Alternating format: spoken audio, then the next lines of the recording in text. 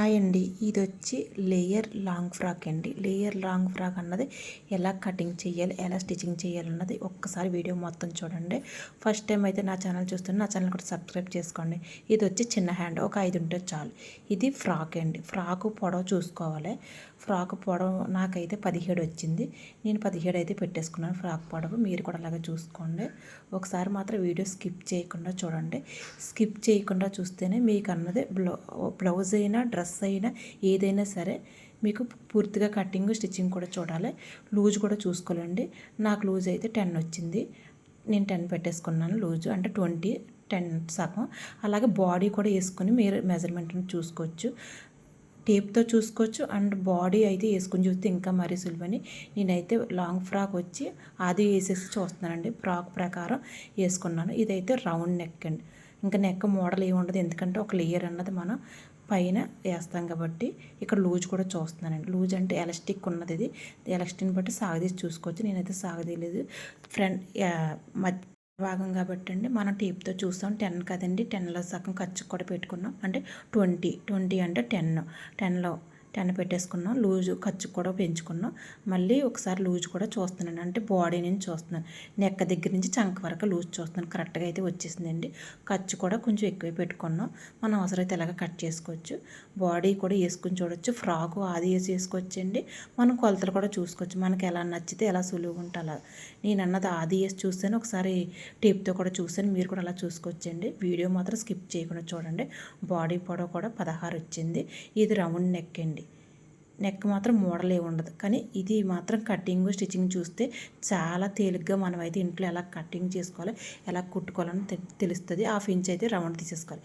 ఇది లేయర్ అండి. మనకి రౌండ్ నెక్ ఉంది కదా, అది మనం ఎలాగ లైనింగ్ కట్ చేసాం కదా, అది మాత్రం మూల పెట్టేసుకోవాలి. 4 మడతలు వేసుకోవాలి. ఇది వచ్చి బ్లౌజ్ పీస్. అండ్ సారీలో ఒక బ్లౌజ్ పీస్ వస్తుంది కదండి, అదైతే 4 మడతలు అయితే వేసుకోవాలి. 15 చొప్పున రౌండ్గా సర్కిల్ అయితే మనం గీసేసుకోవాలి.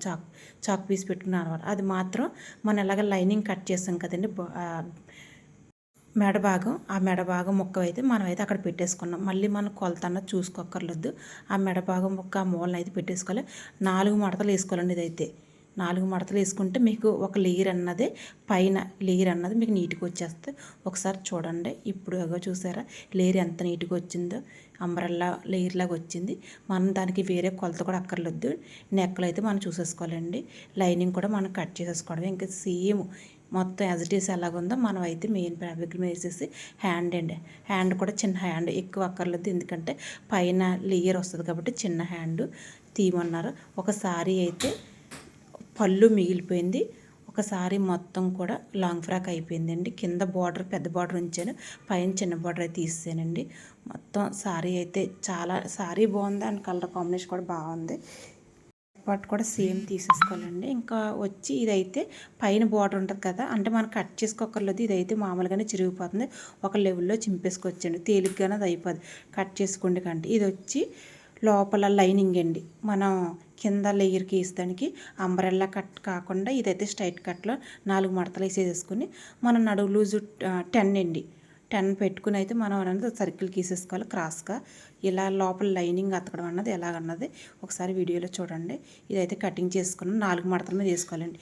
వేసుకొని చిన్నది అన్నది మనం ఈ లైనింగ్ అన్నది అంబ్రెల్లా కట్ట కాదు, 4 మడతల మీద స్ట్రైట్గా ఉంటుంది. ఇది ఒక వేరే మోడల్ టైప్ అండి. ఇది చాలా సులువుగా ఉంటుంది. లైనింగ్ ఎత్తు రాకుండా ఉంటుంది. ఆ ముక్కలు అన్నది మన సైడ్ అతికితే కింద లూజ్ అన్నది ప్లేయర్ అన్నది మనకి బంధాలు పడకుండా వస్తుంది. మీకు అర్థమవుతుంది కదా. జస్ట్ అలా ముక్కలు 4 ముక్కలు కూడా అతికేసుకుని లోపల లైనింగ్ అన్నది మనం ఫ్రాక్ అన్నది అతుక్కుంటే చాలా నీట్గా